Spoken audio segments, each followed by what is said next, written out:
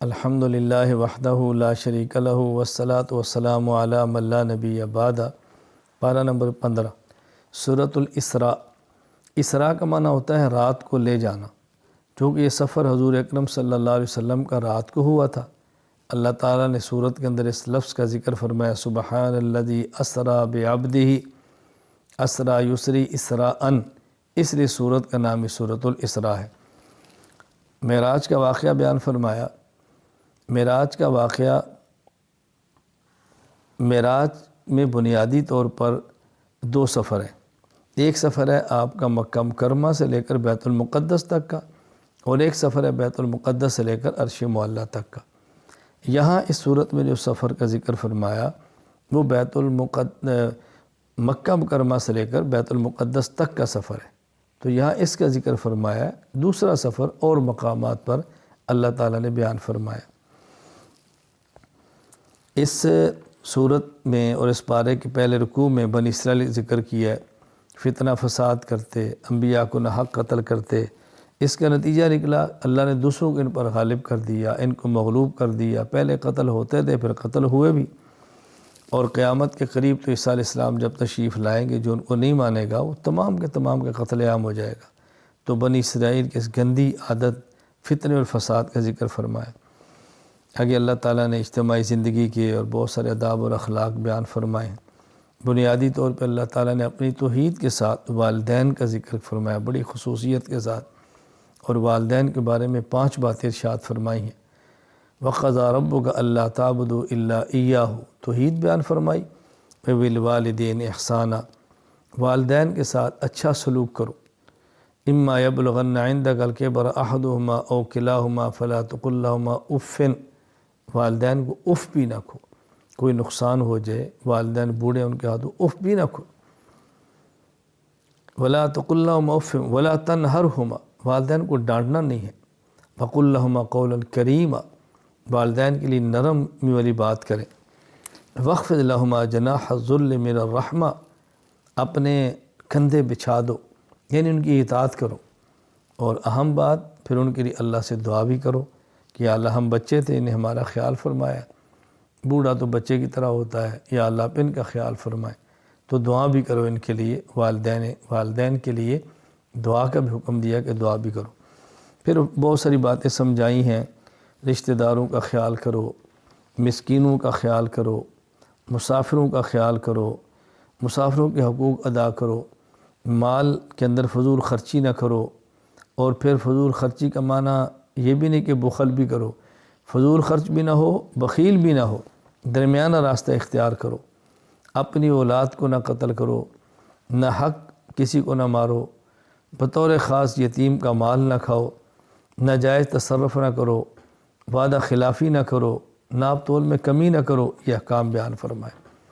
پھر اس میں اللہ تعالیٰ نے ایک سوال کا ذکر فرمایا کہ جو سوال یہود نے یا مشرکین نے یہود سے پوچھ کر کیا، وہ سوال کیا تھا کہ روح کیا چیز ہے؟ وَيَسْأَلُونَكَ عَنِ الرُّوحِ، اللہ تعالیٰ نے سمجھایا کہ روح اللہ کا امر ہے، اس سے زیادہ تم نہیں سمجھ سکتے۔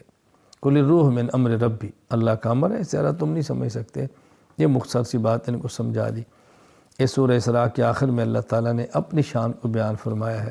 وَلَمْ يَتَّخِذْ وَلَدًا، اللہ کی اولاد نہیں ہے۔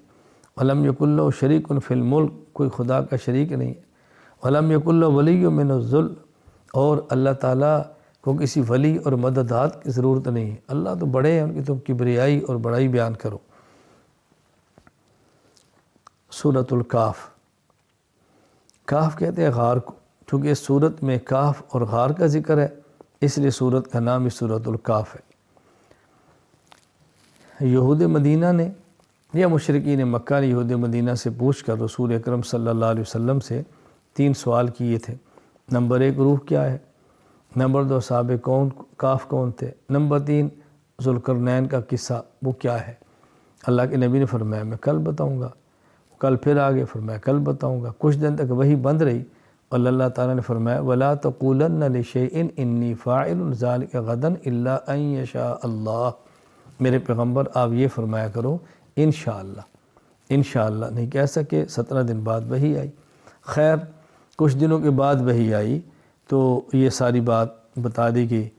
روح کے بارے میں نے ابھی عرض کر دیا، اور اب اس میں صورت میں اصحاب کہف کا ذکر ہے اور ذوالقرنین کے قصے کا ذکر ہے۔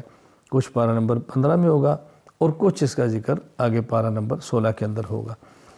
یہ اصحاب کہف اللہ کی عبادت کرتے تھے، بادشاہ سجدے کراتا تھا اپنے آپ کو یا بتوں کو، اس نے ان کو طلب کیا، ان نے توحید کی بات کی، بادشاہ نے ان کے قتل کا آرڈر کیا، یہ لوگ وہاں سے چلے گئے، غائب ہو گئے، چھپ گئے، غار کے اندر چلے گئے، وہاں سوئے۔ قرآن کریم کہتا ہے 300 اور کچھ سال تک یہ لوگ وہاں پہ سوئے رہے۔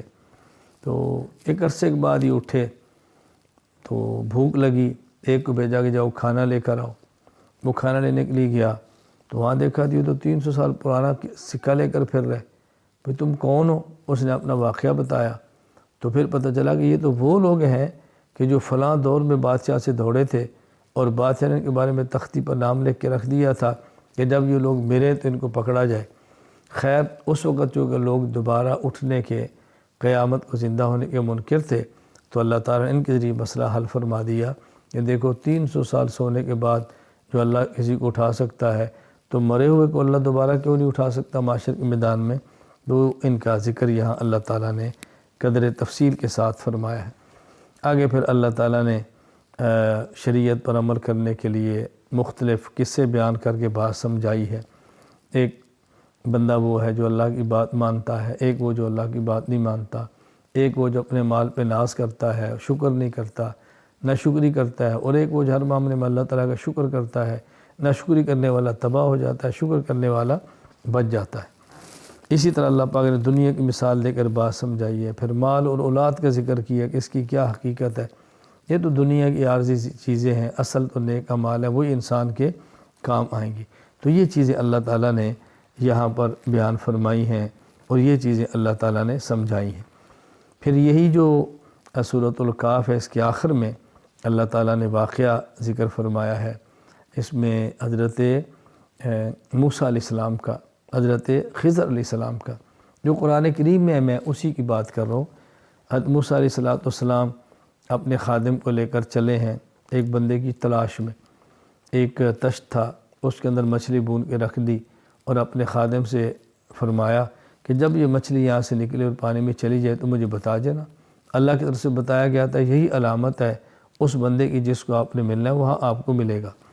پھر موسیٰ علیہ السلام کا خادم ساتھ تھا، اس جگہ سے گزر گیا، آگے کے تو آپ کو بھوک لگی، فرمایا بھی وہ مچھلی، اس نے کہا جی میں تو آپ کو بتانا یاد نہیں تھا، میں تو بھول گیا، وہ مچھلی تو فلاں جگہ پر تشت نکلی تھی اور سمندر میں چلے گی۔ فرمایا واپس چلو وہ جگہ دیکھو۔ وہاں پہنچے اس جگہ پہ تو وہاں ملاقات ہوئی، کس سے؟ نہیں، حضرت خضر سے علیہ السلام، ان سے ملاقات ہوئی۔ حضرت موسیٰ علیہ السلام نے فرمایا کہ میں آپ کے ساتھ چلنا چاہتا ہوں، میں آپ کے ساتھ رہنا چاہتا ہوں۔ تو انہوں نے کہا دیکھو موسیٰ، میرے پاس جو چیزیں ہیں ممکن ہے تم اس کو ضبط نہ کر سکو۔ فرمایا نہیں، میں ضبط کروں گا، صبر کروں گا، جب آپ بتائیں گے تو ٹھیک ہے۔ تو خیر وہ دونوں چل پڑے۔ تو قرآن کریم میں ہے جب یہ دونوں سفر پہ نکلے تو سب سے پہلے حضرت خضر نے ایک کشتی کو لیا جس کے اندر بیٹھے تھے۔ جب کشتی والے نے ان کو بٹھایا اور دوسرے کنارے پر اتارا، آپ نے وہیں اس کشتی کا تختہ توڑ دیا۔ تو موسیٰ علیہ السلام نے پوچھا کہ آپ نے تختہ کیوں توڑا؟ آپ نے فرمایا میں تمہیں کہتا تھا کہ میرے ساتھ چپ چلو گے تم چپ نہیں رہ سکو گے، تو آپ تو بول پڑے۔ حضرت موسیٰ علیہ السلام فرمان لگے تم ایک موقع مجھے اور دو، میں بھول گیا ہوں، ایک موقع آگے گئے تو آپ نے ایک بچے کھیل رہے تھے کہ بچے کو لیا تو قتل کر دیا۔ تو موسیٰ علیہ السلام فوراً بول پڑے آپ نے اس کو کیوں قتل کیا؟ تو حضرت نے فرمایا کہ میں تمہیں کہتا تھا کہ تم نہیں چپ رہ سکو، بہتر ہے ہمارے ساتھ نہ چلو۔